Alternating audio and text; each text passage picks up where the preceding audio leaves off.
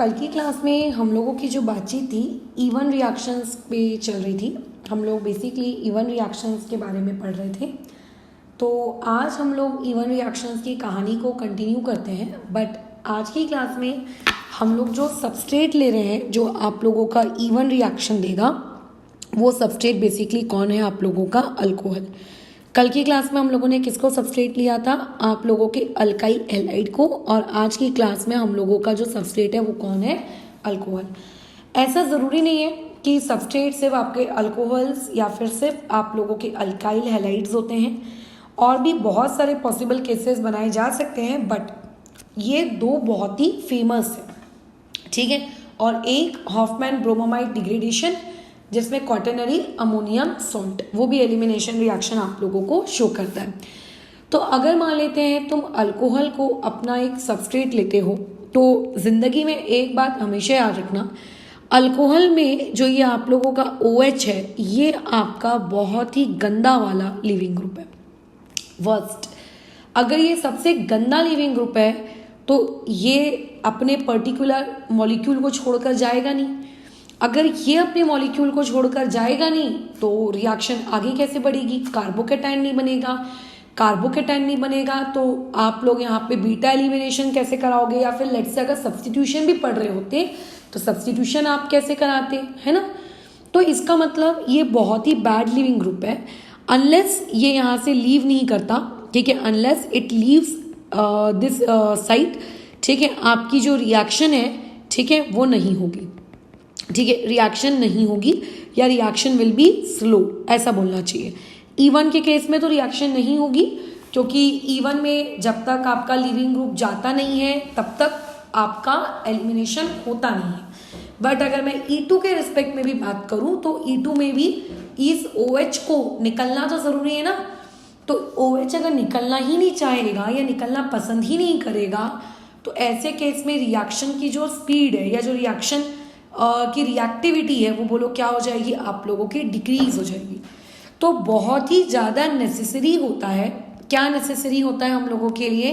कि सबसे पहले आप इस बैड लिविंग ग्रुप को, ठीक है, आप कन्वर्ट करो। किस में कन्वर्ट करो? आप एक गुड लिविंग ग्रुप में कन्वर्ट करो। तो अगर मान लेते हैं हमारे सबस्ट्रेट में alcohol as a bad leaving group appear हो चुका है, तो उसको गुड लिविंग ग्रुप में कैसे कन्वर्ट करवाया जाता है?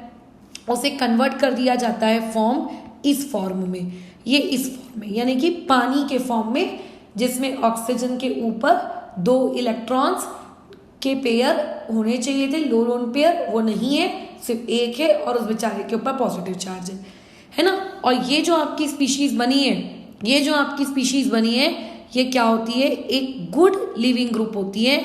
और जैसे ही ये फॉर्म होती है ये तुरंत अपने मॉलिक्यूल को छोड़कर चले जाती है। तो तुम चाहे कोई भी प्रोसेस पढ़ो, जब भी तुम्हारा वास्ता एक अल्कोहल के साथ पढ़े तो अल्कोहल्स बोलो क्या करेंगे? आप लोगों के क्या करेंगे? बैड लिविंग ग्रुप होंगे। उनके लिए बहुत नेसेसरी होगा कि उन लोगों को इस फॉर्म से इस फॉर्म में कन्वर्ट किया जाए। तो जब हम अल्कोहल को इस फॉर्म से इस फॉर्म में कन्वर्ट करते हैं तो ये जो पर्टिकुलर स्टेप होती है कन्वर्जन की, इसको कहा जाता है प्रोटोनेशन ऑफ अल्कोहल, ठीक है। इसे क्या कहा जाता है? अल्कोहल को प्रोटोनेट करवाना। अब अल्कोहल को प्रोटोनेट करवाने का मतलब क्या है?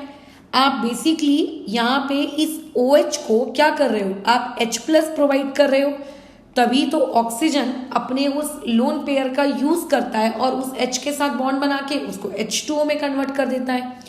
तो बेसिकली हमको यहाँ पे क्या करना है? उसको H पॉजिटिव प्रोवाइड करना है। अब यहाँ पे जो यहाँ पे H पॉजिटिव उस पर्टिकुलर अल्कोहल को प्रोवाइड करते हो, अब ये कहाँ से आएगा? ये आपका प्रकट होता है भाई साहब एसिड के पास से। एसिड है जो आप लोगों को H+ देता है। अब यहाँ पे इस H+ को प्रोवाइड करने के लिए जिन लोगों का प्रयोग किया जाता है वो मेनली होते हैं आप लोगों के कॉन्सेंट्रेटेड H2SO4 और दूसरा होता है आप लोगों का कॉन्सेंट्रेटेड H3PO4 यानी कि फॉस्फोरिक एसिड, ठीक है। इन लोगों को हम यूज करते हैं। ये लोग अपने अंदर से H+ प्रोवाइड करते हैं और वो H+ से हम लोग उसको प्रोटोनेट करते हैं और वो H2O चला जाता है। अल्टीमेटली OH भी चला गया, यानी कि OH डायरेक्टली OH के फॉर्म में लीव नहीं करता, वो H2O के फॉर्म में लीव करता है। ठीक है। अच्छा, अभी मान के चलते हैं आप लोगों का वो पर्टिकुलर स्पीशीज चली गई, यानी कि मैंने क्या किया, मैंने ROH को क्या प्रोवाइड किया, H पॉजिटिव प्रोवाइड किया, ताकि वो कन्वर्ट हो गया ROH2 इस फॉर्मेट में, है ना। अच्छा, फिर बाद में ये वाली चीज निकल जाती है, क्योंकि ये वाली जो स्पीशीज है H2O N2 ये आप लोगों के गुड लिविंग ग्रुप है। ये कैसे गुड लिविंग ग्रुप चले जाएंगे और बेसिकली क्या बना के चले जाएंगे, R पॉजिटिव यानी कि कार्बोकैटायन। फिर ये जो कार्बोकैटायन बनेगा, ये कार्बोकैटायन क्या करेगा, एलिमिनेशन करवाएगा, और जब यहाँ पे एलिमिनेशन होगी तब आप लोगों को क्या मिलेगा, आपके अल्कीन या फिर अगर मैं कहूँ अल्काइन या बेटर रहेगा अनसेचुरेटेड प्रोडक्ट मिलेगा। ये पूरी इसकी जर्नी होती है। तो इनडायरेक्टली ये जो रिएक्शंस है, ये जो पर्टिकुलर रिएक्शन है, ये टोटल कितने स्टेप में हुई, ये हो गई आपकी टोटल 3 स्टेप में। कैसे, देखो, कार्बोकैटायन बनाना ये तो कल की क्लास में खुद एक स्टेप थी, कार्बोकैटायन से फिर अल्कीन बनाना ये कल की क्लास में खुद एक स्टेप थी। तो अगर आपके पास एक गुड लिविंग ग्रुप भी होता तो गुड लिविंग ग्रुप को निकाल के कार्बोकैटायन बनाना खुद अपने आप में एक स्टेप थी, और कार्बोकैटायन बन जाने के बाद उससे प्रोडक्ट बनाना वो खुद अपने आप में एक स्टेप थी, बराबर। तो यानी कि ओवरऑल 2 स्टेप्स तो वैसे भी E1 में होती ही थी, बट यहाँ पे एक स्टेप और आ गई, और वो क्या, आपको अल्कोहल को क्या करना पड़ रहा है, प्रोटोनेट करना पड़ रहा है। सो टोटल ये रिएक्शन कहने को आपकी कितने स्टेप्स की हो जाती है, 3 स्टेप्स की हो जाती है, बट एक्चुअल में E1 मैकेनिज्म शुरू कहां से होती है, E1 मैकेनिज्म शुरू होती है आप लोगों की इस स्टेप से, है ना। E1 का मतलब क्या है, लिविंग ग्रुप को हटाना। SN1 का मतलब क्या है, लिविंग ग्रुप को हटाना, ठीक है। ये नहीं होता है कि अगर कोई बैड लिविंग ग्रुप है तो उसको प्रोटोनेट करवाएं, ठीक है। तो प्रोटोनेट करवाने को भी E1 में या SN1 में हमको उसकी स्टेप में काउंट करना चाहिए, नहीं। ओवरऑल स्टेप प्रोडक्ट तक पहुंचने में मुझे 3 लगी, बट जिसमें से आपकी 2 स्टेप्स किसमें कंसिडर की जाएंगी, E1 मैकेनिज्म के पार्ट में कंसिडर की जाएंगी, और एक स्टेप आपकी कंसिडर की जाएगी किसमें, बैड लिविंग ग्रुप को हम लोगों ने बेसिकली कन्वर्ट किया किस चीज में, आप लोगों के गुड लिविंग ग्रुप में। तो एक स्टेप आप लोगों की उसमें मानी जाएगी, ठीक है। अच्छा, अब ये जो रिएक्शन होती है अल्कोहल, हमने कल की क्लास में क्या पढ़ा था कि जब भी हम अपने सबस्ट्रेट को अल्काइल हैलाइड लेते हैं तो सबस्ट्रेट को अल्काइल हैलाइड लेने के ड्रॉबैक्स क्या है कि वो जो अल्काइल हैलाइड जैसे ही रिएजेंट के संपर्क में आता है आपको सब्स्टिट्यूशन वाला तो प्रोडक्ट मिलता ही मिलता है, प्लस आपको एलिमिनेशन के भी ढेर सारे प्रोडक्ट मिल जाते हैं अगर ढेर सारे बन रहे होंगे तो। लेकिन अगर मान लेते हैं आप क्या कर रहे हो, अगर आप डिहाइड्रेशन करवा रहे हो, डिहाइड्रेशन क्या होता है, कल तुम लोगों को मैंने बीटा एलिमिनेशन में सिखाया था ना, टाइप ऑफ आप लोगों का बीटा एलिमिनेशन। इसको हम लोग डिहाइड्रेशन इसीलिए कहते हैं क्योंकि इस रिएक्शन में ओवरऑल आपको किस चीज का लॉस देखने को मिलता है, एक H पॉजिटिव का, OH नेगेटिव का, जिससे मैं कलेक्टिवली याद रखने के नजरिए से क्या कह सकती हूँ, H2O का। जो डिहाइड्रेशन मिलता है, ठीक है, इन डिहाइड्रेशन थ्रू E1 एलिमिनेशन, अगर आप डिहाइड्रेशन को E1 एलिमिनेशन के थ्रू करवा रहे हो तब ऐसे केस में आपको सिर्फ और सिर्फ एलिमिनेशन वाला प्रोडक्ट मिलता है, यानी कि वहां पे आप हायर टेम्परेचर रखो या हम लोगों को हायर टेम्परेचर आप ना रखो, ठीक है, आपको प्रोडक्ट सिर्फ और सिर्फ क्या मिलेगा, आप लोगों को सिर्फ और सिर्फ प्रोडक्ट क्या मिलेगा, आपको यहाँ पे सिर्फ आपके एलिमिनेशन में आला प्रोडक्ट मिलेगा, ठीक है, एलिमिनेशन वाला प्रोडक्ट मिलेगा।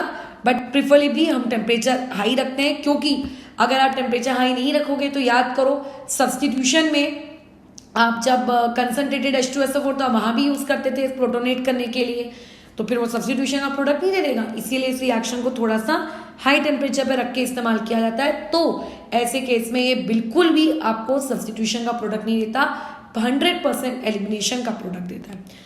अब बात यह है कि एसिड्स तो इतने सारे थे, हमने इन्हीं एसिड्स को क्यों चुना, हमने H2SO4 को ही क्यों चुना, हमने आप लोगों के H3PO4 को ही क्यों चुना, HCl, HBr, HI, HNO3 ये सब क्यों नहीं।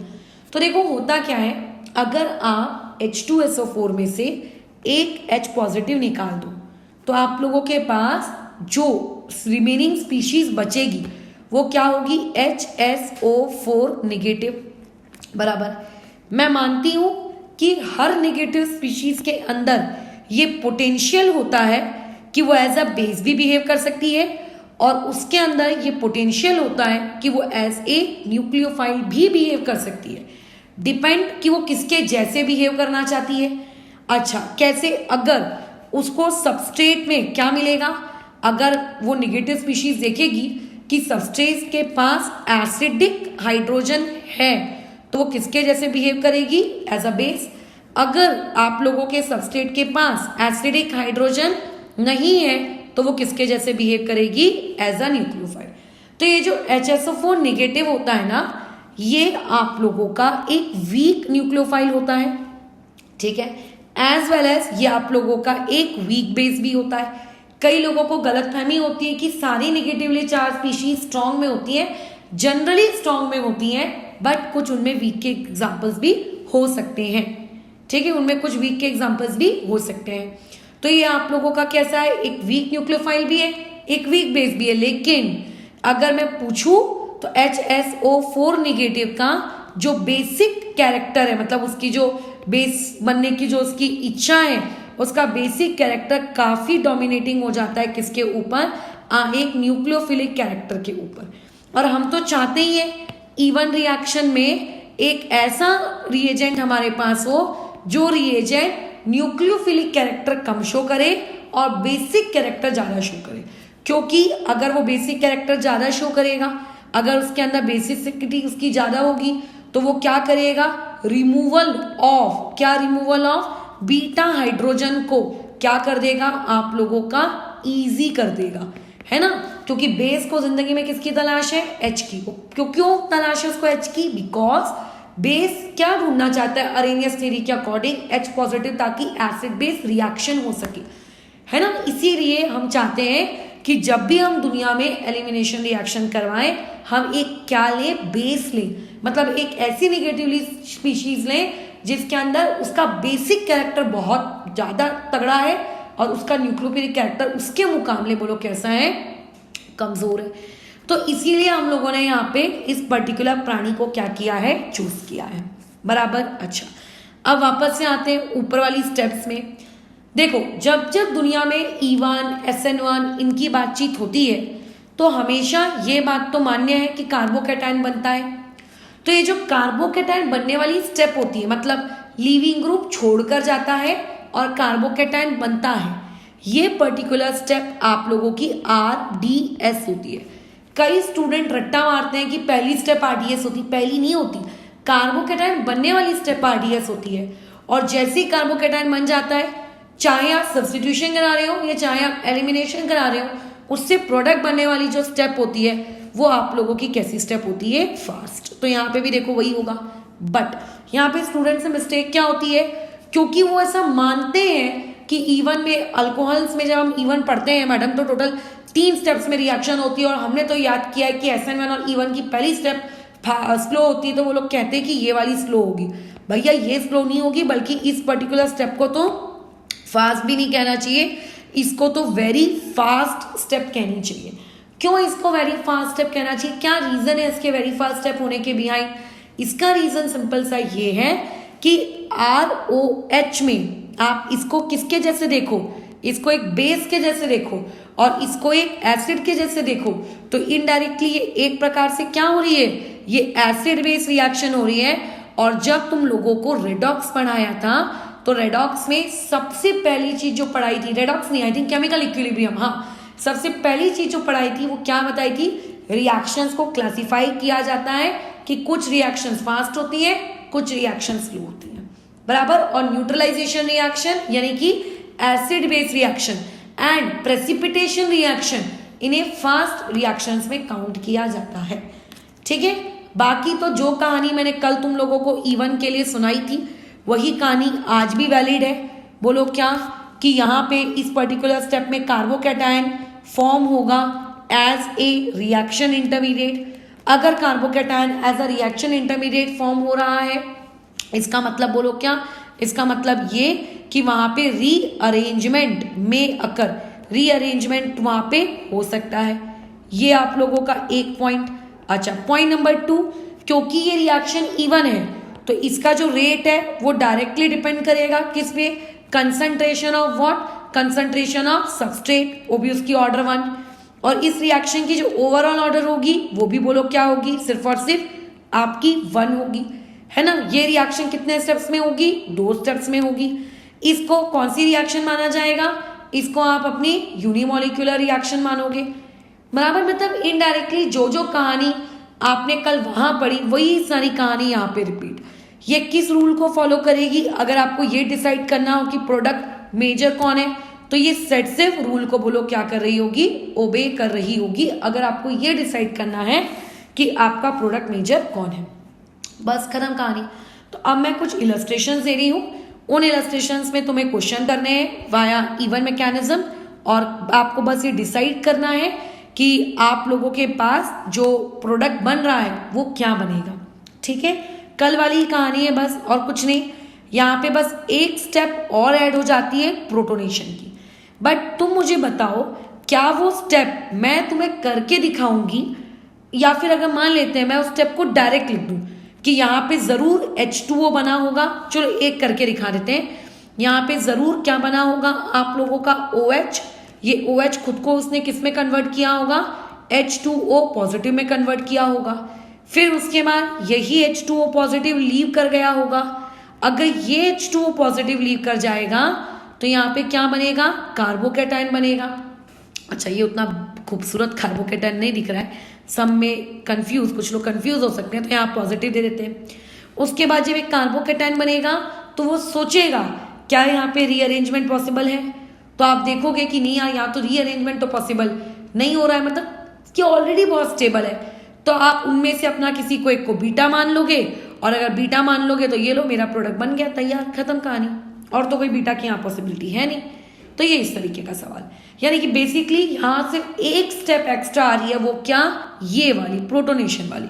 अदरवाइज कल जो इलस्ट्रेशंस लिए थे ये वही की वही सेम रिपीटेड कहानी है। और जैसे एक और ले लेते हैं, ये मैंने एक 4 मेंबर की रिंग ली, यहाँ पे मैंने OH लिया, यहाँ पे मैंने PH लिया, यहाँ पे मैंने PH लिया, और मैं तुमसे कह रही हूँ इवन के अकॉर्डिंग मुझे प्रोडक्ट बनाकर दिखाओ। तो तुम तो जानते हो कि इवन में जब वो OH जाएगा, वैसे तो खुद खुशी खुशी जाएगा नहीं, है ना, आपको उसको प्रोटोनेट करना पड़ेगा। बट मान लेते हैं आपने उसको किसी तरीके से जोर जबरदस्ती करके भगा दिया कि जा भग, तो वहां एक कार्बोकैटायन बनेगा। अब कार्बोकैटायन अगर बनता है तो कार्बोकैटायन क्या करवाता है, रीअरेंजमेंट। या तो रीअरेंजमेंट नॉर्मल वाली हो सकती है, मतलब रिंग में घूम रहा है, चेन में घूम रहा है, इस तरीके की, या तो रिंग का एक्सपेंशन हो सकता है, या तो रिंग का कॉन्ट्रैक्शन हो सकता है। जब भी आपके पास 4 मेंबर की रिंग होती है, 4 मेंबर की रिंग हमेशा खुद को कॉन्ट्रैक्ट करती है, और कॉन्ट्रैक्ट करके किस में कन्वर्ट कर लेती है, खुद को CPC में कन्वर्ट कर लेती है। यानी कि ये स्पीशीज आप लोगों की इस तरीके से दिख रही होगी। मैं तो प्रोडक्ट डायरेक्ट बना सकती हूं, मैंने बनाया, बट क्या तुमको रिंग कॉन्ट्रैक्शन सिखाया है, बिल्कुल। तो तुम एक बार करके देखो रिंग कॉन्ट्रैक्शन, वही 1 2 3 वाला आप नंबरिंग करके, है ना, जिस तरीके से रिंग एक्सपेंशन करते हैं उसी तरीके से नंबरिंग करो और चेक करके देखो क्या तुम लोग इसको कर पा रहे हो क्या, बिल्कुल कर पाओगे, कुछ अलग चीज थोड़ी ना सिखाई है। अब बताओ क्या होगा, अब आप लोग इस पॉजिटिव चार्ज के आजू बाजू बीटा पोजीशन को ढूंढोगे। अब आप चले बीटा पोजीशन को ढूंढने कि चलो बीटा पोजीशन तुम्हारे पास से H निकालते हैं, तो देखो यहाँ पे एकमात्र बीटा पोजीशन सिर्फ ये है। हम लोग इस पर्टिकुलर पोजीशन को बीटा नहीं कहेंगे।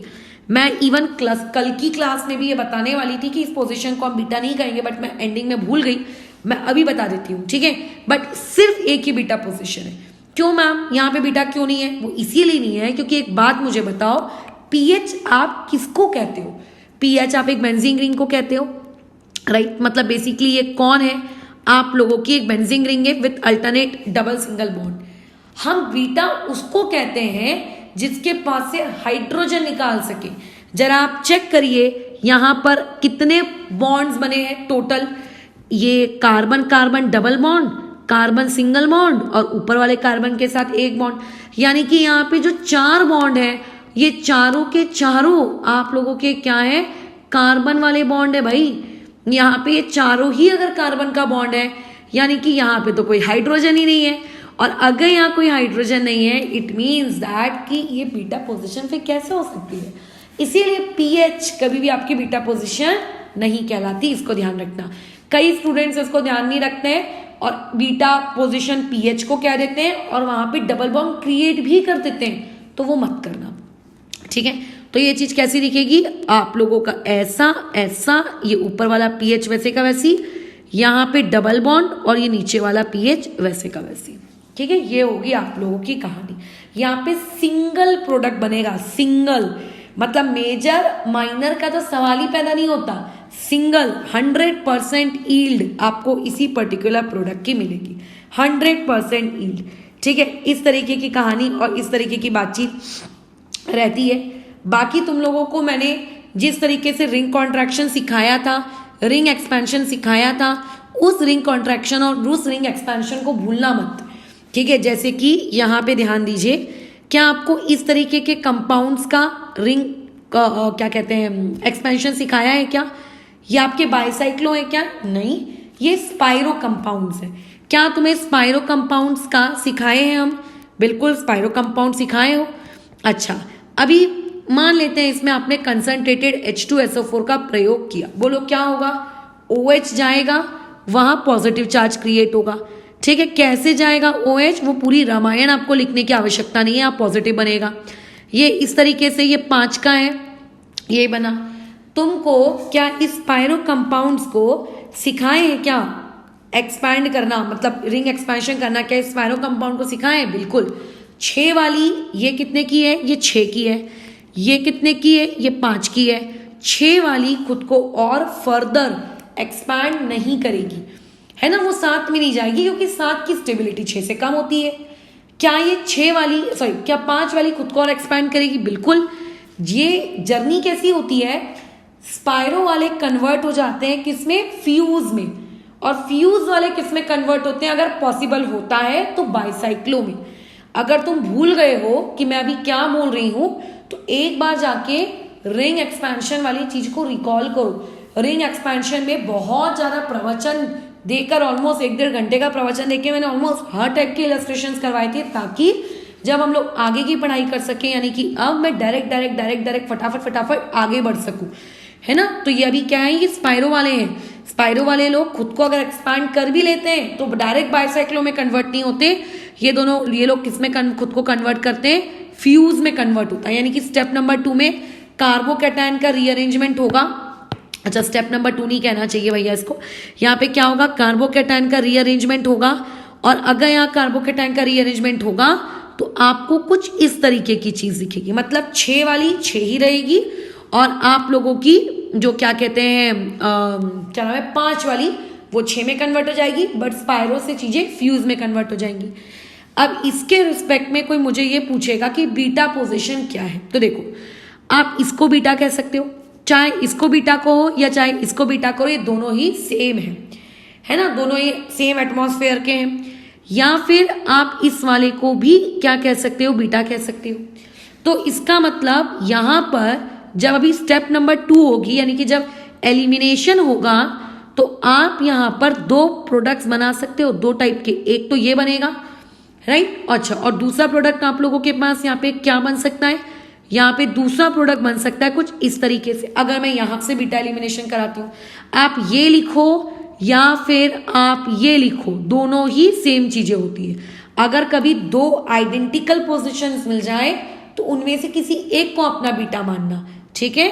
अच्छा, ये दोनों ही क्या है? सेम है, तो इनमें से किसी एक को आपको लिखना है। अब वो पर्सन टू पर्सन वेरी करता है कि वो किसको बीटा लेता है, ठीक है। तो पेपर में कंफ्यूज मत हो जाना, कल को मान लेते तुमने ये लिखा है ना ऑप्शन में, अगर ये दिया है तो, ठीक है, याद रखना इस चीज को लेकर।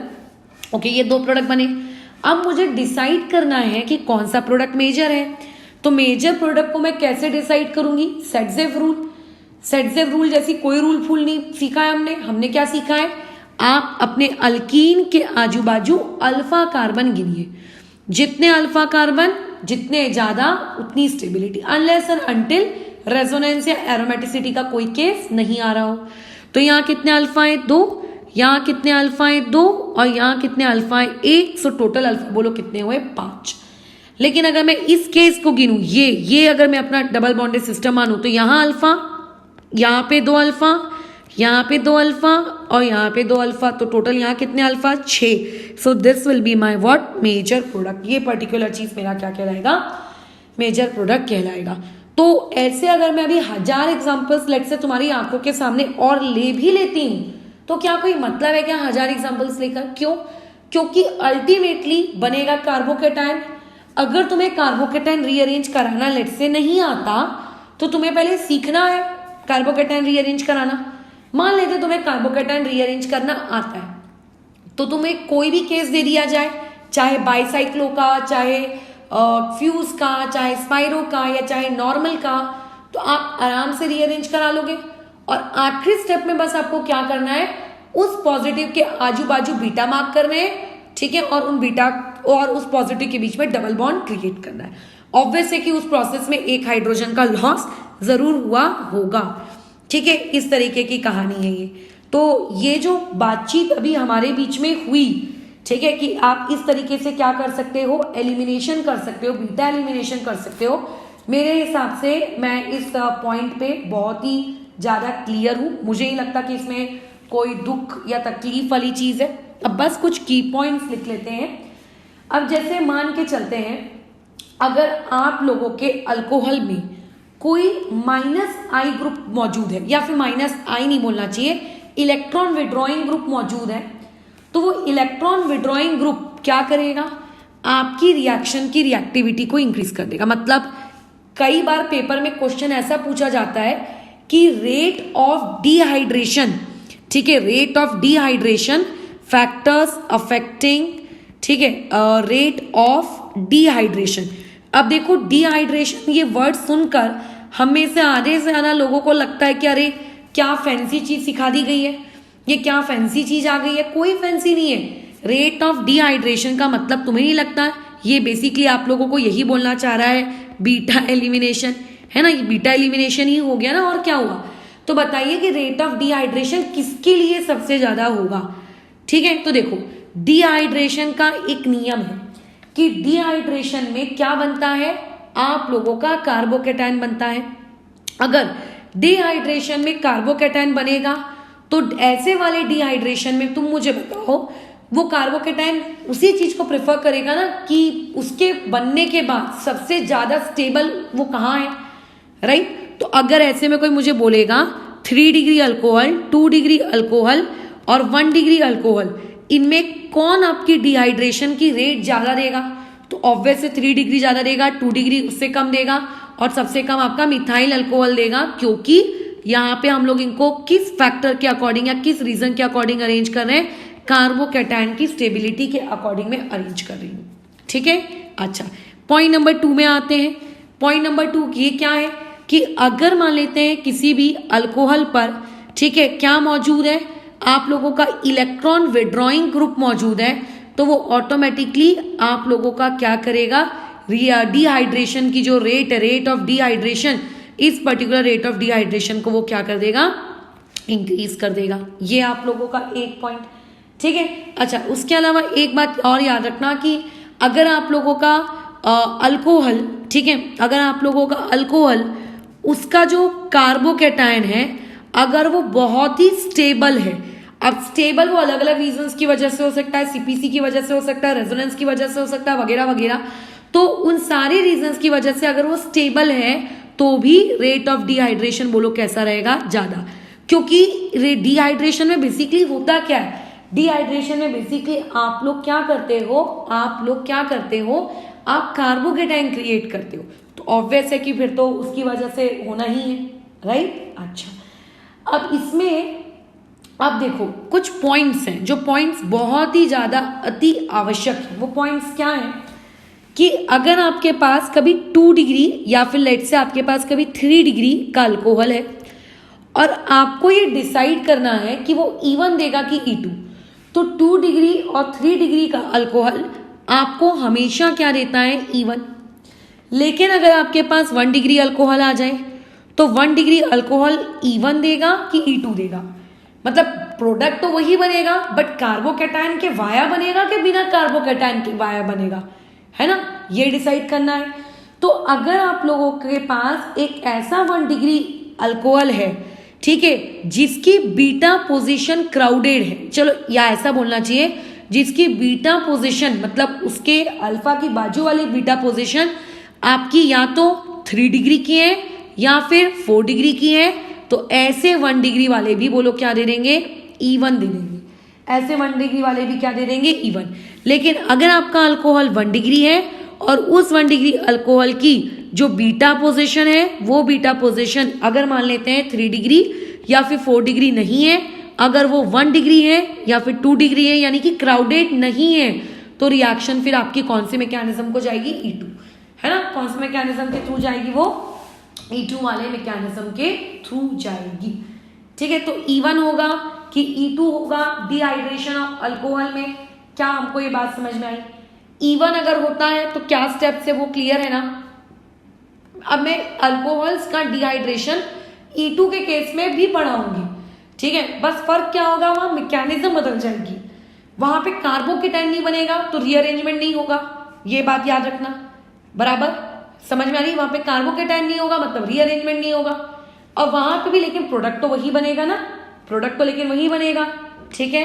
अच्छा, क्लियर है वाली चीज, ठीक है, डन है यहां तक हमारा पूरा काम, ठीक है। अब यहाँ पे एक पॉइंट और लिखते हैं कि अगर कभी आपको डिहाइड्रेशन ऑफ अल्कोहल कराना है तो जैसे कि मैंने बताया कि जो आप लोगों का जो आप रिएजेंट लेते हो, ये रिएजेंट आप क्या लेते हो, आप रिएजेंट के नाम पे कंसंट्रेटेड H2SO4 ले सकते हो या फिर आप कंसंट्रेटेड H3PO4 ले सकते हो। तो देखो ये वो स्पीशीज हैं जो डिहाइड्रेटिंग एजेंट के नाम से बहुत ही मशहूर है। हो सकता है आपको हीटिंग वीटिंग भी दिख जाए, तो जैसे मैंने कहा हीटिंग भी होती है, बट इनके अलावा एनहाइड्रस एल्यूमिनियम Al2O3 ये भी आप लोगों का क्या होता है, क्या देता है बताओ, ये भी पर्टिकुलर प्राणी आप लोगों का क्या देता है, डिहाइड्रेटिंग एजेंट यानी कि आपका करवा सकता है। अगर आप KHSO4 लेते हो तो ये भी आपका डिहाइड्रेटिंग एजेंट के जैसे यूज कर सकते हो आप इस पर्टिकुलर स्पीशीज को, है ना। अगर आप एनहाइड्रस क्या ले लेते हो, ZnCl2 लेविस एसिड, ये भी करा सकता है। एनहाइड्रस क्या ले सकते हो, PCl5, ये भी डिहाइड्रेटिंग एजेंट है। अगर आप BF3 ले लेते हो इलेक्ट्रॉन डेफिशिएंट स्पीशीज, ये भी लेविस एसिड, ये भी करा सकता है। P2O5 ये भी लेते हो, ये भी करा सकता है। हाँ, इन सभी के साथ लेकिन हम लोगों को क्या करनी होगी, हीटिंग देनी होगी। कंसंट्रेटेड H2SO4 के साथ हो सकता है हीटिंग वीटिंग लिख के लेग से कभी ना आए, बट हीटिंग देनी पड़ती है। तो इसमें H2SO4 और H3PO4 ये इतने फेमस हैं कि सबको याद होते हैं, बट बाकी आपको याद होने चाहिए क्योंकि ये भी आपके कौन है, डिहाइड्रेटिंग एजेंट। जरूरी नहीं है ऑर्गेनिक केमिस्ट्री हमेशा इस चीज का नाम है कि आपको रिएक्शन लिखो प्रोडक्ट बताओ, रिएक्शन लिखो प्रोडक्ट बताओ। आपको इस तरीके की क्वेश्चंस भी पूछे जा सकते हैं कि ऑप्शन दे देगा और पूछेगा कि बताइए which of the following is not dehydrating agent और it is a dehydrating agent, बराबर, ये इस तरीके की कहानी। तो ये बेसिकली आप लोगों का पार्ट रहेगा जो कि बहुत ही सिंपल सा है, इसमें और कुछ भी नहीं है, ठीक है, इसमें और कुछ भी नहीं है, ये सारी चीजें एकदम कैसी थी, स्मूथ थी। अच्छा, अब और कुछ पॉइंट्स मुझे यहाँ पे अगर बताने हैं डिहाइड्रेशन ऑफ अल्कोहल को लेकर, तो जो मैंने कल वहाँ E1 में उसको लेकर बताए थे आप लोगों का क्या नाम है कि ये रीजियो सिलेक्टिव होते हैं, बराबर, बट नॉन स्टीरियो स्पेसिफिक होते हैं वगैरह वगैरह, है ना। ये सारी चीजें आप लोगों की यहाँ भी वैलिड है। एक आधी क्वेश्चन करके देख लेते हैं, जैसे कि अच्छा इसमें एक बात और याद रखेंगे कि अगर आपके पास एक 3 डिग्री अल्कोहल है तो देखो 3 डिग्री अल्कोहल तो खुद तड़पता है क्या करने के लिए कि मेरा डिहाइड्रेशन करो, मेरा डिहाइड्रेशन करो, मेरा डिहाइड्रेशन करो। मतलब ये 3 डिग्री अल्कोहल खुद हाईली रिएक्टिव स्पीशीज होती है, ये खुद क्या होती है, हाईली रिएक्टिव स्पीशीज होती है। तो अगर आप इसमें किसी डिहाइड्रेटिंग एजेंट को नहीं डालेंगे, अगर आप इसमें सिंपली कॉपर को डाल देंगे 300 डिग्री सेल्सियस के आसपास, तो ये क्या कर लेगा, तो भी आपका प्रोडक्ट बना लेगा अल्कीन। और मैं बता दूं ये इस साल JEE मेंस में आया हुआ सवाल है, ठीक है, ये आया था इस साल, किस फॉर्मेट में आया था वो एग्जैक्टली मुझे नहीं पता, क्योंकि कभी भी सवाल ऐसे डायरेक्टली तो तुम्हें मुंह पे पूछे नहीं जाएंगे करके, है ना, कि ये बताओ क्या करता है। पूछा गया था। एक्चुअली होता कैसा है कि आपका एक चैप्टर है आगे अल्डिहाइड्स एंड कीटोन्स करके, उस चैप्टर में कॉपर अगर आप 1 डिग्री अल्कोहल में डालते हो या 2 डिग्री अल्कोहल में डालते हो तो वो ऑक्सीडेशन करता है, लेकिन जब आप 3 डिग्री अल्कोहल में डालते हो तो इस तरीके का अनसैचुरेटेड कंपाउंड बनाता है। तो क्वेश्चन आई थिंक शायद इस तरीके से आया था कि which of the following for which of the following alcohol the product will not be an oxidize product, तो उसमें for the copper at this temperature, तो उसका सीधा सीधा ऑप्शन था। जिस इंसान को ये बात पता है कि अल्कोहल के केस में सिर्फ कॉपर 3 डिग्री को ही अनसेचुरेशन में लाता है, बाकी वो ऑक्सीडाइजिंग एजेंट है तो ऑक्सीडाइज ही करता है हमेशा। तो ये इस बार पूछा गया सवाल था। तो हमेशा ऐसा जरूरी नहीं होगा कि चीजें आपको इस फॉर्मेट में ही पूछी जाए, आपको किसी दूसरे घुमा फिरा के फॉर्मेट में भी पूछी जा सकती है। चलो कुछ क्वेश्चंस की तरफ मूव करते हैं। जैसे कि मान के चलो आप लोगों को कहीं पे लिखकर दे दिया गया है कि विच अल्कोहल, ठीक है, विच अल्कोहल, ठीक है, is most reactive for dehydration, ठीक है, कौन इनमें से सबसे ज्यादा रिएक्टिव होगा डिहाइड्रेशन के लिए, ये आपका पहला सवाल। अब इसमें ऑप्शन दे देगा वो, जैसे CH3 CH CH2 NO2 और यहाँ पे लगा दिया भैया हमने OH, ठीक है। नेक्स्ट ऑप्शन दे देगा CH3 CH ऊपर में OH, यहाँ पे CH2, यहाँ पे CHO। नेक्स्ट ऑप्शन दे देगा CH3 CHOH, यहाँ पे एक मिनट, यहाँ पे OH, यहाँ पे CH2 और यहाँ पे बोलो क्या CN। और डी ऑप्शन दे दिया उसने CH3 CHOH CH2 CO CH3। अब बताओ, तो देखो OH OH OH अगर मैं चारों ही ऑप्शन में कंपेयर करूं तो ये चारों के चारों ही बेसिकली 2 डिग्री है। तो आप डिग्री के अकॉर्डिंग तो इसका आंसर नहीं कर सकते कि कौन आपका ज्यादा रिएक्टिव होगा और कौन आप लोगों का कम रिएक्टिव होगा। तो ऑब्वियस है कि यहाँ पे आप लोगों को क्या करना होगा, आप लोगों को डिसाइड करना होगा किसके बेसिस पे, वहां पे जो क्या यूज है आप लोगों का ग्रुप NO2 क्या करता है -I -R, लेकिन फिलहाल यहाँ पे रेजोनेंस तो हो नहीं सकती क्योंकि रेजोनेंस तो डबल बॉन्डेड सिस्टम में होती है ना, तो ये -I करता है। CHO ये भी -I करता है, सब -I करते हैं, ठीक है, सब -I करते हैं। लेकिन याद करिए जब आपको GOC पढ़ाई गई थी तो GOC में आपको क्या बताया गया था कि -I वाले बहुत सारे ग्रुप्स, और उन बहुत सारे ग्रुप्स में आपको एक ऑर्डर लिखवाया गया था -I का कि ये ऑर्डर आप क्या करिए याद रखिए करके, याद आ रहा है, ये ऑर्डर आप क्या करिए याद रखिए। तो उस ऑर्डर को अगर आप याद रखोगे तो यहाँ पे -I मैक्सिमम कौन देता है आप लोगों का, NO2 देता है। तो इसीलिए यहाँ पे जितना ज्यादा आपका -I होगा आपका डिहाइड्रेशन उतना ही फास्ट होगा, इसीलिए यहाँ पे इसका करेक्ट आंसर क्या होगा आप लोगों का E। तो क्वेश्चन बताओ, क्या एलिमिनेशन हूं मैं इस तरीके से चीखते हुए कभी आएगा क्या, नहीं, वो आपको डिहाइड्रेशन के फॉर्म में पूछ लेगा और हम सोचते रह जाएंगे यार हमने तो डिहाइड्रेशन पढ़ी ही नहीं कभी, लेकिन बेसिकली यही आप लोगों की क्या है, डिहाइड्रेशन है, ठीक है। जैसे मान लेते हैं ये पर्टिकुलर क्वेश्चन है कंसंट्रेटेड H2SO4 ऑब्लिक हीटिंग। एक स्टूडेंट जब इसको पहली नजर में देखेगा तो बोलेगा अरे ये तो 1 डिग्री अल्कोहल है, तो उसके मुंह से तपाक से शब्द निकलेगा, सुनो अगर मैं एज अ पेपर सेटर होती तो मैं इसका कभी भी प्रोडक्ट लिखने को नहीं देती, मैं इसका पूछती आपको कि बताइए इन दोनों में से कौन सा ऑप्शन आपका सही है कि जो रेट है वो आप लोगों का सबस्ट्रेट, जैसे कि मान लेते हैं इसको लेट से P कहते हैं और मान लेते हैं लेट से इसको अपन Q कहते हैं, तो ये सही चीज है, ये सही है, या फिर मान के चलो ये आप लोगों का सही है, ठीक है, या फिर मान के चलो ये आप लोगों का सही है, ठीक है, या फिर एक और ऑप्शन क्रिएट कर देते हैं नन, इनमें से कुछ भी नहीं। तो ऐसे में यहाँ पे हम लोगों की एबिलिटी क्या देखी जाती कि आपको पहले तो ये जज करने आना चाहिए कि रिएक्शन E1 है कि E2 है। तो सब में से हम लोग क्या देखते हैं कि अरे 1 डिग्री अल्कोहल है, अभी अभी आपने ऊपर नोट्स में बताया था कि 1 डिग्री वाले तो E2 करते हैं, बट वहां पढ़ा नहीं शायद तुमने गौर से, 1 डिग्री के बाजू में अगर बीटा पोजीशन पे आपको 3 डिग्री या 4 डिग्री दिख रहा है तो वो E1 करते हैं। अभी जो तुम्हें एग्जाम्पल दिए हैं जरा इस एग्जाम्पल को चेक करिए, क्या यहाँ 1 डिग्री के बाजू में जो ये बीटा है ये कितना डिग्री है, ये 4 डिग्री है, तो इसका मतलब ये कौन सी मैकेनिज्म जाएगा, E1। और E1 मैकेनिज्म या फिर अगर SN1 मैकेनिज्म होती तो इन लोगों का जो रेट होता है वो सिर्फ और सिर्फ सबस्ट्रेट पे डिपेंड करता है। यहाँ पे सबस्ट्रेट कौन है? P. So correct answer would be P. ये इस तरीके का क्वेश्चन अगर मुझे पेपर सेट करना होता तो, ताकि एक स्टूडेंट जिसको प्रॉपर्टी सिखाई गई है वो किस तरीके से यूज कर पा रहा है इन्हें, ये मैं क्या कर सकूं, चेक कर सकूं, है ना। अच्छा, अब फिलहाल आप इसी क्वेश्चन का जरा मुझे प्रोडक्ट लिख कर दीजिए। तो यहाँ पे इसका प्रोडक्ट क्या हो जाएगा? जैसे ही OH जाएगा, OH के जाते बराबर वहां पे क्या क्रिएट हो जाएगा? कार्बोकेटायन। ऑब्वियस है कि OH आप इस तरीके से डायरेक्टली नहीं निकाल सकते, आपको उसको प्रोटोनेट करना पड़ेगा, बट हम लोग स्टेप्स नहीं दिखा रहे। अब बोलो क्या होगा?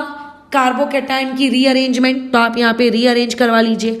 अगर आप रीअरेंज करवाएंगे तो कुछ इस तरीके की कहानी आप लोगों के पास बनती हुई आपको दिखेगी। ठीक है, कौन सा शिफ्ट कहेंगे बोलो इसको? इसको कहेंगे 1,2 मिथाइल शिफ्ट। इसे क्या कहेंगे? 1,2 मिथाइल शिफ्ट। ठीक है। अच्छा, अब उसके बाद अब आपको बीटा आइडेंटिफाई करना है। तो ये भी आपका बीटा, ये भी आपका बीटा, दोनों आइडेंटिकल, बट इसको मैं कहूंगी कि ये मेरा कौन है? Beta dash. ये आइडेंटिकल नहीं है क्योंकि ये CH2 है। तो अगर कोई मुझसे पूछेगा कि इसके प्रोडक्ट्स बताइए क्या होंगे, तो 2 प्रोडक्ट्स बनेंगे, है ना। अगर मैं बीटा के अकॉर्डिंग प्रोडक्ट बनाऊं तो प्रोडक्ट बन जाएगा CH2 डबल बॉन्ड C, यहाँ पे CH3, यहाँ पे CH2, यहाँ पे CH3। अगर मैं बीटा डैश के अकॉर्डिंग प्रोडक्ट बनाऊं CH3 C, यहाँ पे CH3, यहाँ पे आप लोगों का डबल बॉन्ड CH और CH3, ये होगा प्रोडक्ट। अब अगर मुझे डिसाइड करना है कि मेजर कौन है माइनर कौन है, तो बोलो कौन डिसाइड करता है आप लोगों का? सेट। तो इसके अकॉर्डिंग ये मेरा डबल बॉन्डेड सिस्टम है। इस डबल बॉन्डेड सिस्टम के आजू बाजू चेक करिए कितने अल्फा हाइड्रोजन है, यहाँ पे 9 अल्फा हाइड्रोजन है। ठीक है, और अगर मैं इसको अपना डबल बॉन्डेड सिस्टम ले लेती हूं तो यहाँ कितने अल्फा हाइड्रोजन है? 5। तो ऑब्वियस है कि ये मेरा मेजर प्रोडक्ट होगा और ये मेरा कैसा होगा? Minor product. तो पेपर में क्वेश्चन ऐसा भी पूछा जा सकता था कि इस पर्टिकुलर रिएक्शन का मेजर प्रोडक्ट क्या है। तो आपको पता होना चाहिए कि इस पर्टिकुलर रिएक्शन का मेजर प्रोडक्ट क्या बन रहा है, बराबर, या फिर माइनर कौन बन रहा है। ठीक है, तो आप रिएक्शन को आइडेंटिफाई करिए। ये पैटर्न हो सकता है। जैसे कि आपको नेक्स्ट चीज क्या पूछी जा सकती है? आपको क्वेश्चन बोलेगा कि अरेंज द गिवन अल्कोहल। ठीक है, आपको जो अल्कोहल भैया गिवन दिया है, इस अल्कोहल को आपको अरेंज करना है कैसे? डिक्रीजिंग ऑर्डर ऑफ, ठीक है, डिहाइड्रेशन रिएक्शन। ठीक है, डिहाइड्रेशन रिएक्शन के डिक्रीजिंग ऑर्डर में आपको इसको क्या करना है? अरेंज करना है। ऑप्शंस दे देते हैं तुम्हारे सामने। एक ये इस तरीके का, ठीक है, यहाँ पे NO2 है, यहाँ पे OH क्रिएट कर लो, यहाँ पे इस तरीके का, यहाँ पे OH है, यहाँ पे आप NO2 क्रिएट कर लो। ठीक है, उसके बाद अच्छा मैंने कार्बन की चेन आई थिंक रिड्यूस छोटी बड़ी कर दी क्या? 1 2 3 4 5 6 7 8, 1 2 3 4, अरे बाप रे, कार्बन की चेन छोटी बड़ी हो गई है। अरे यार ये नहीं करना था, रुको ठीक कर लेते हैं ऑप्शन नंबर 1 को हम बाद में। ठीक है, इसको यहाँ पे NO2 ले लेते हैं, यहाँ पे OH ले लेते हैं। डी ऑप्शन में आपको दे देगा इस तरीके से, इस तरीके से, इस तरीके से, इस तरीके से, इस तरीके से, यहाँ पे आपको NO2 और यहाँ पे आपका OH। ऑप्शन नंबर 1 में ठीक कर लेती हूँ। ठीक है, क्या हो जाएगा? एक ऊपर फिर नीचे, फिर ऊपर फिर नीचे, फिर ऊपर फिर NO2, ये ऐसे है ना। अब बताओ कैसे करोगे? अगर डिग्री के अकॉर्डिंग देखोगे डिहाइड्रेशन तो फिर तो सभी सेम है, राइट, फिर तो सभी सेम है। अब क्या करें? तो इसीलिए इसको किसके अकॉर्डिंग देखेंगे? Electron withdrawing group. तो इलेक्ट्रॉन विड्रॉइंग ग्रुप भी यहाँ पे सभी सेम है, क्योंकि जो मैंने ऊपर इलस्ट्रेशन लिया था कम से कम यहाँ पे इलेक्ट्रॉन विड्रॉइंग ग्रुप तो कम से कम अलग थे, ये मानते हो ना। यहाँ तो इलेक्ट्रॉन विड्रॉइंग ग्रुप भी कैसे है? सेम है ना। फिर क्या करें? तो तुमने याद होगा कि जब हमने GOC पढ़ी थी तो वहां बताया था कि इंडक्टिव इफेक्ट डिस्टेंस के साथ कैसे प्रोपोर्शनल होता है? इनवर्स। यानी कि अगर आप जितना दूर रहोगे आपकी इंडक्टिव इफेक्ट का असर उतना ही कम होगा। और इस क्लास में हमने क्या सीखा है? इस क्लास में हमने ये सीखा है कि -I या फिर मैं ये कहूँ इलेक्ट्रॉन विड्रॉइंग वाले जो ग्रुप होते हैं वो रिएक्टिविटी को बोलो क्या करते हैं? बढ़ाते हैं। वो रिएक्टिविटी को क्या करते हैं? बढ़ाते हैं। तो अगर आप वो रिएक्टिविटी को बढ़ाते हैं तो उनका पास में होना जरूरी है, उनका दूर में नहीं। तो सबसे दूर कौन है? आपका A। तो ऑब्वियस है कि चाहे कोई भी ऑप्शन आपको पेपर में दिया हो उसमें सबसे लीस्ट रिएक्टिव, ठीक है, बराबर सबसे लीस्ट रिएक्टिव बराबर आप लोगों का कौन होगा, आप लोगों का ए होगा। मतलब सबसे गंदा रिएक्टिव कौन होगा डिहाइड्रेशन के प्रति, ए। और सबसे ज्यादा रिएक्टिव कौन होगा, सबसे ज्यादा रिएक्टिव होगा आपका सी, उससे ज्यादा होगा आप लोगों का, उससे मतलब एक मिनट में उल्टा लिख रही हूँ क्या, अनाप शनाप, ए सबसे ज्यादा रिएक्टिव होगा आपका सी, उससे कम होगा बी और उससे कम होगा बोलो कौन, डी। ये वाला ऑर्डर चलेगा, ठीक है, ये आपका ऑर्डर है, ठीक है। इस तरीके से कहानी आप लोगों की चलने वाली है, क्लियर। तो ये कहानी थी डिहाइड्रेशन की, इस तरीके से डिहाइड्रेशन होता है। अब तुम मुझको बताओ, अगर मैं इस डिहाइड्रेशन पर अभी और 50 सवाल ले लूं, लिए जा सकते हैं ना, मैं अलग अलग माइनस आई वाले ग्रुप्स लगा सकती हूँ बहुत सारे, राइट। क्या मतलब है यार बताओ, कोई मतलब नहीं है ना। तुम लोगों को अगर एक चीज समझ में आ गई है कि माइनस आई के रहने से बढ़ रहा है, तो ऑब्वियस है कि प्लस आई के रहने से अल्कोहल में रिएक्टिविटी घट रही होगी, तो आप उसके अकॉर्डिंग अरेंज कर सकते हो। अगर तुम्हें अलग अलग प्रकार के कॉम्बिनेशन ले लिए जाए अल्कोहल के, जिसमें आपकी स्किल्स ये नहीं है कि आप बीटा निकाल पा रहे हो कि नहीं निकाल पा रहे हो, क्योंकि वो तो किसी की भी स्किल्स नहीं होती, तो कोई भी निकाल लेता है, कोई भी पगला निकाल लेता है, बस बीटा पहचानते आना चाहिए, ठीक है।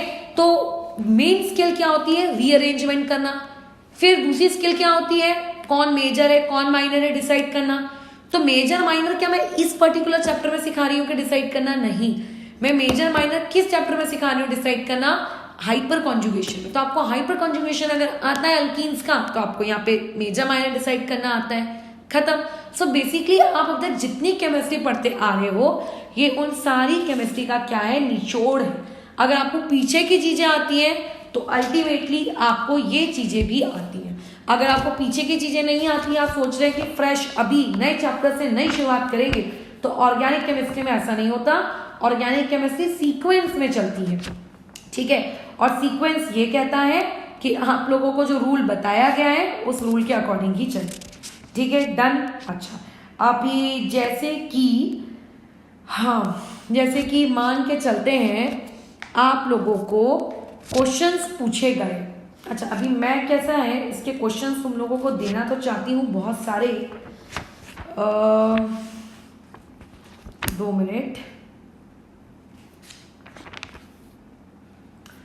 जैसे क्या क्वेश्चन तुम्हें यहाँ पे दिया जाए,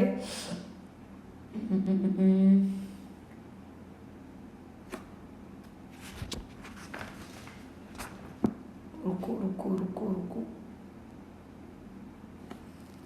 आई थिंक कल क्वेश्चंस मैंने कुछ ले लिए थे शायद, जितने भी मैंने बनाए थे सारे के सारे आई थिंक मैं कल ले चुकी थी।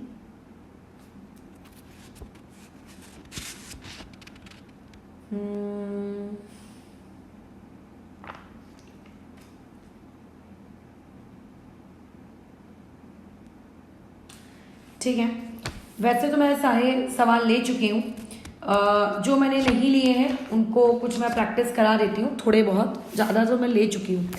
जैसे कि मान लेते हैं एक क्वेश्चन आप लोगों को दिया है कि सबसे ज़्यादा मोस्ट रिएक्टिव कौन है, किसके प्रति, आप लोगों के E1 के प्रति, ठीक है, सबसे ज़्यादा रिएक्टिव। ऑप्शंस इस तरीके से हैं, CH3, CH2, C, यहाँ पे Br, यहाँ पे CH3, यहाँ पे CH3, यहाँ CH3। दूसरा ऑप्शन दिया है CH3, CH2, यहाँ पे C, ऊपर में Br, यहाँ पे C6H5, और उसके बाद यहाँ पे क्या है आप लोगों का CH3। फिर यहाँ पे क्या दिया है CH3, CH2, यहाँ पे C, ऊपर में Br, और यहाँ पे CH3, यहाँ पे C2H5, और D तुम लोगों को दिया है CH3, CH2, CH, Br, CH3। बताओ E1 के प्रति इनमें से सबसे ज्यादा रिएक्टिव कौन होगा। तो E1 के लिए हमें क्या चाहिए होता है, आप लोगों का जितना ज्यादा वो हिंडर्ड है ना, जितना ज्यादा वो हिंडर्ड है। पहले वाले केस में अगर मैं बात करूं तो कितना डिग्री है, वो आप लोगों का 3 डिग्री है। Br, आज का टॉपिक मैं जानती हूँ अल्कोहल वाला था, बट रिवाइज कर लो कल का टॉपिक से रिलेटेड। यहाँ पे अब देखो ये वाला आपका 3 डिग्री है, लेकिन इस तरफ यहाँ क्या लगा है, बेंजीन रिंग। बेंजीन रिंग यानी कि कॉन्जुगेशन, कॉन्जुगेशन यानी कि अच्छी खासी एरोमेटिसिटी जो कि ऊपर नहीं है। तो यहाँ एरोमेटिसिटी नहीं लिखते, यहाँ लिख देते हैं कि यहाँ रेजोनेंस हो रही है। यहाँ पे ये कितना डिग्री है, ये भी 3 डिग्री है। यहाँ पे ये कितना डिग्री है, ये तो 2 डिग्री है। तो अगर कोई मुझसे ये पूछेगा कि इसमें मोस्ट रिएक्टिव कौन है, तो मोस्ट रिएक्टिव में किसी भी हालत में आपका डी ऑप्शन तो हो नहीं सकता, तो ये तो काट के फेंक दो। अब बी देखो, E1 में क्या होता है, कार्बोकेटायन बनता है। कार्बोकेटायन जब बनेगा तो वो स्टेबल होना चाहिए, और सबसे ज्यादा स्टेबल कार्बोकेटायन आपको कहाँ मिलेगा, बी ऑप्शन में मिलेगा। इसीलिए हम लोगों का ये वाला ऑप्शन करेक्ट रहेगा। ठीक है, अच्छा एक और क्वेश्चन में आते हैं। CH3 CH2 C, यहाँ पे CH2, यहाँ पे Br, CH2 CH3। अब देखो यहाँ पे हमने डाल दिया CH3OH और हीट, यहाँ पे P एक आपका प्रोडक्ट बन रहा है। ये P क्या होगा आपको बताना है, और क्वेश्चन में लिख कर दे दिया गया है कि मेजर एलिमिनेशन वाला प्रोडक्ट। मतलब चलो कम से कम टेंशन दूर की कि सब्स्टिट्यूशन तो नहीं लिखना पड़ेगा, क्योंकि सब्स्टिट्यूशन और एलिमिनेशन दोनों में सब्स्टिट्यूशन ज्यादा होता है। ठीक है, बोलो सबसे पहली स्टेप, पहले तो E1 की E2 की क्या, ये कितना डिग्री है, ये 3 डिग्री, तो E1 होगा। E1 होगा तो कार्बोकेटायन बनेगा, तो बना लीजिए कार्बोकेटायन।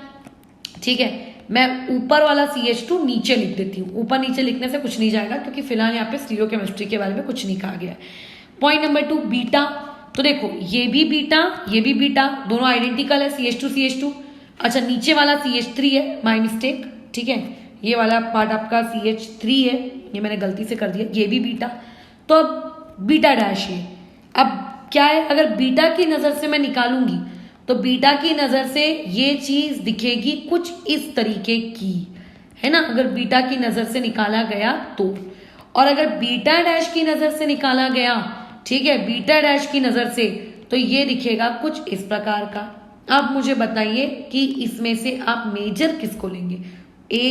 इस वाले को मेजर लेंगे, ऊपर वाले को, ए वाले को मेजर लेंगे कि बी वाले को मेजर लेंगे, बताओ मेजर कौन होगा।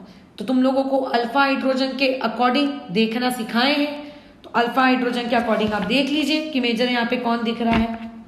तो साफ साफ पता चल रहा है कि भैया ये वाला आपका मेजर है, ये क्योंकि मेजर है तो यही आप लोगों का क्या बनेगा, पी बनेगा।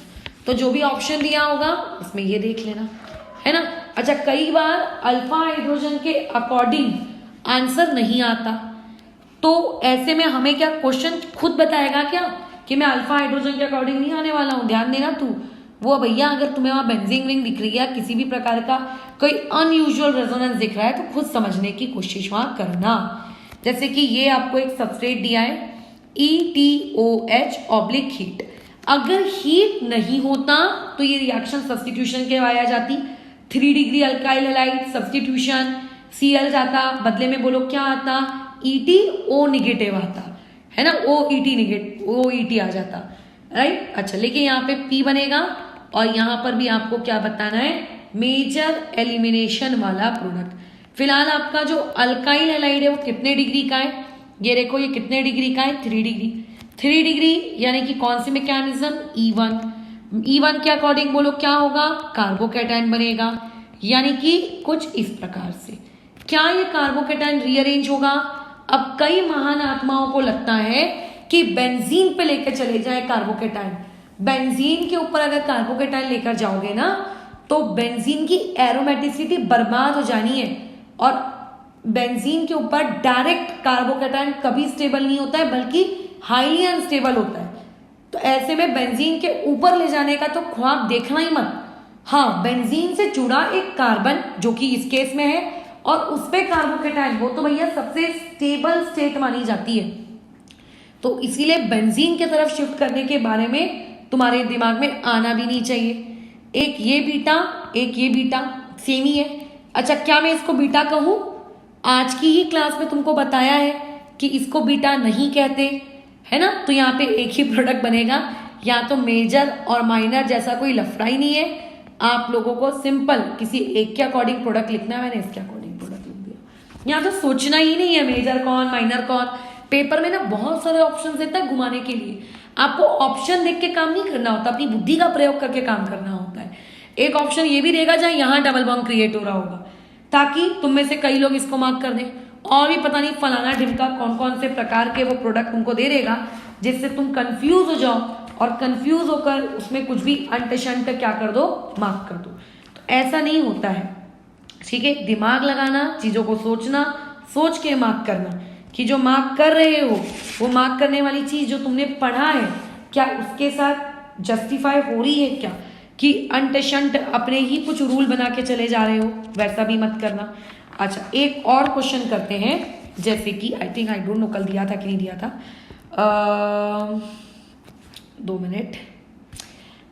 अच्छा रुको, ये वाली चीज मैं कल लूंगी, पहले एक बार, कल नहीं 2-3 दिन बाद लेंगे। पहले तुम्हारा ये हॉफमैन वगैरह हो जाए, और हॉफमैन होने के बाद फिर इसको लेते हैं, ठीक है। लगे तो एक क्वेश्चन अभी हम ले लेते हैं, ये वाला, आप लोगों का मोस्ट रिएक्टिव कौन होगा, किस केस के लिए, आपके E1 के लिए। जैसे कि पहला, ये इधर छतरी बनी हुई है, इधर कार्बन, ऊपर पे ब्रोमीन, इधर CH2, इधर CH3, इधर में ये आप लोगों का बी ऑप्शन आपको दिया है PH, इधर CH, इधर पे Br, यहाँ पे CH2, यहाँ पे CH3, ठीक है। C option Br, CH, double bond CH, single bond CH2, single bond CH3। चौथा option CH2, double bond CH, single bond C, Br, C2H5 और आप लोगों का CH3। E1 कार्बोकैटायन बनेगा, है ना। अच्छा, अब देखो पहला केस तो आंखें बंद करके टिक मारना चाहिए कि पहला ही ऑप्शन हमारा सबसे स्टेबल होगा, क्योंकि अगर आपने फर्स्ट ऑप्शन में Br को हटा के पॉजिटिव क्रिएट किया तो बोलो वहां पे क्या बनेगा, वहां पे CPC बनेगा। और CPC तुम्हारी ऑर्गेनिक केमिस्ट्री का one of the most stable क्या है, बेस है, राइट। इसीलिए ठीक है, आप मोस्ट स्टेबल कार्बोकैटायन है, इसीलिए यहाँ पर क्या होगा, आप लोगों को क्या में देखने को मिलेगा, आप लोगों को फर्स्ट ऑप्शन।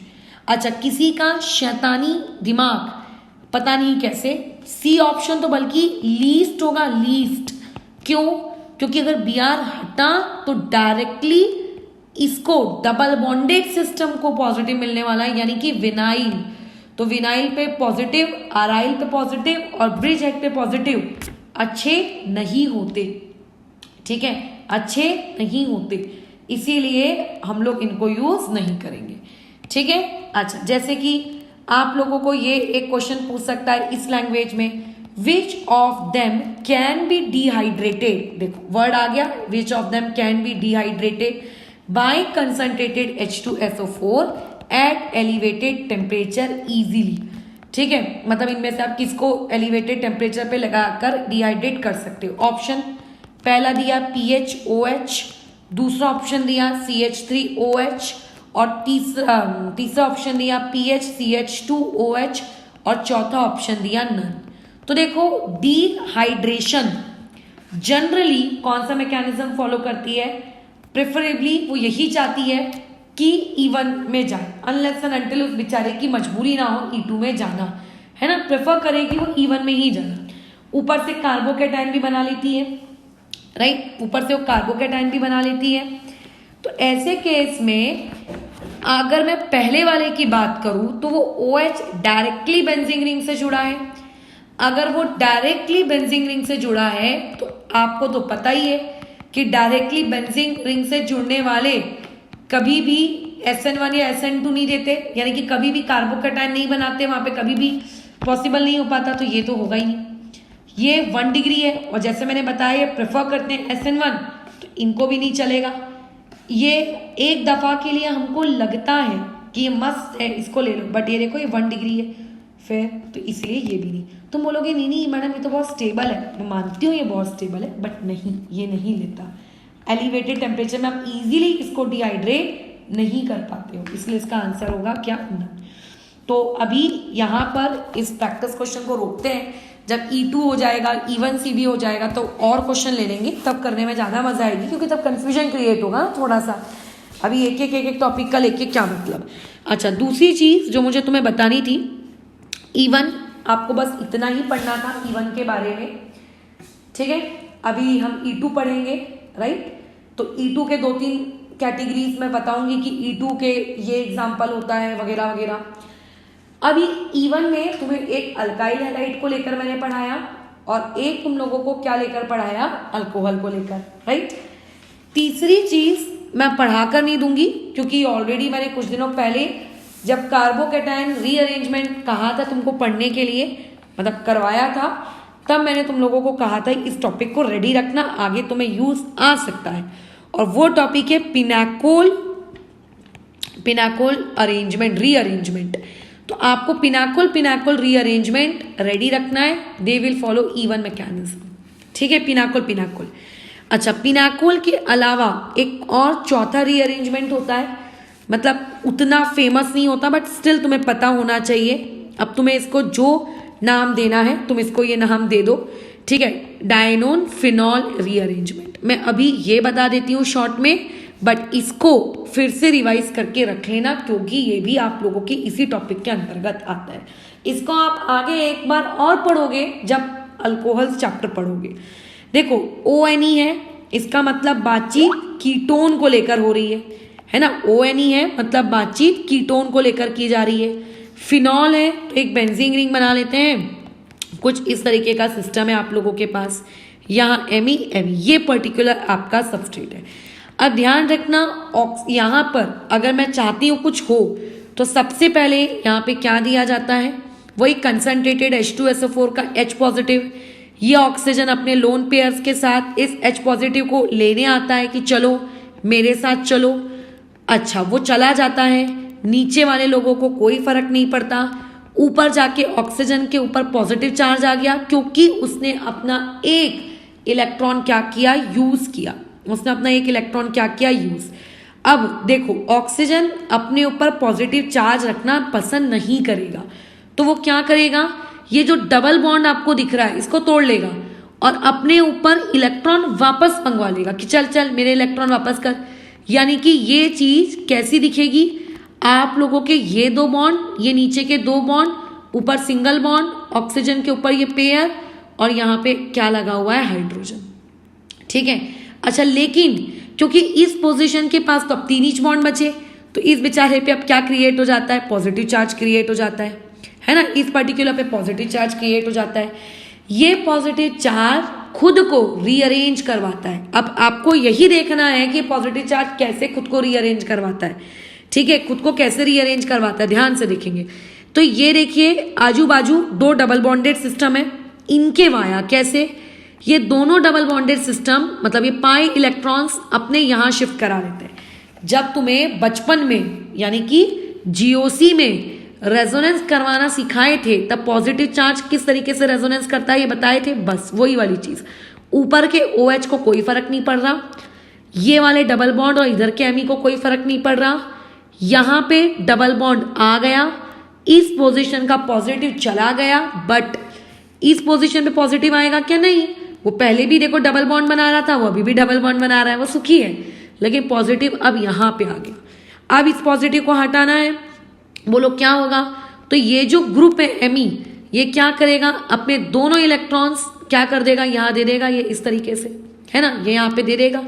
और जब ये यहाँ पे दे देगा ये दोनों इलेक्ट्रॉन्स, तो बेसिकली Me इस पर्टिकुलर से हम लोगों को शिफ्ट कराना है, कार्बोकैटायन यहाँ लेकर आना है। कार्बोकैटायन यहाँ लाएंगे, Me को वहां भेजेंगे, एक Me यहाँ पे, एक Me यहाँ पे, डबल बॉन्ड, ऊपर में OH और पॉजिटिव चार्ज यहाँ पर, ये इस तरीके से, ठीक है। ये इस तरीके की कहानी ये आप लोगों की। और फाइनली इस पोजीशन में अगर आपने शिफ्टिंग कराई है तो ये बाजू वाली पोजीशन पे जो भी H दिख रहा है, H, ये H निकल जाएगा। इस स्टेप से, आखिरी वाली स्टेप से एलिमिनेशन करवाते हैं ना, बीटा एलिमिनेशन, यहां से हम बीटा एलिमिनेशन करवाएंगे। अब बीटा एलिमिनेशन यहां से तो नहीं हो सकती क्योंकि वो sp3 हाइब्रिडाइज कार्बन हम यूजुअली प्रेफर करते हैं, क्योंकि अगर मैं यहां करवा लूंगी तो 2 डबल बॉन्ड आजू बाजू हो जाएंगे जो कि स्टेबल नहीं होता है ना। इसीलिए राइट साइड वाले को अपना बीटा नहीं मानेंगे, इसको अपना बीटा मानेंगे, या फिर नीचे वाले को भी मान सकते हो है ना, ये भी आपका बीटा बन सकता है। तो यानी कि यहां से 2 पॉसिबिलिटीज होंगी। एक पॉसिबिलिटी क्या होगी, अगर नीचे वाले को अपना बीटा माना तो ये सिस्टम कुछ इस तरीके का दिखेगा, डबल बॉन्ड CH2 और यहाँ पे CH3। अगर वो जो मैंने बाजू वाले को अपना बीटा माना तो ये सिस्टम कुछ इस तरीके का दिखेगा, ये ऐसा है ना, ये सिस्टम ऐसा दिखेगा आपका। अब मुझे बताओ कौन सा सिस्टम ज्यादा स्टेबल है? ऑब्वियसली ये सिस्टम, क्योंकि इसमें आपकी रिंग एरोमेटिक हो गई, बेंजीन रिंग बन गई ना, तो ये सिस्टम आपका स्टेबल है। तो इस तरीके से जो आपके साइक्लिक कीटोन्स होते हैं वो भी रीअरेंजमेंट देते हैं अगर उनका सिस्टम इस तरीके से डाई वाला रहे तो।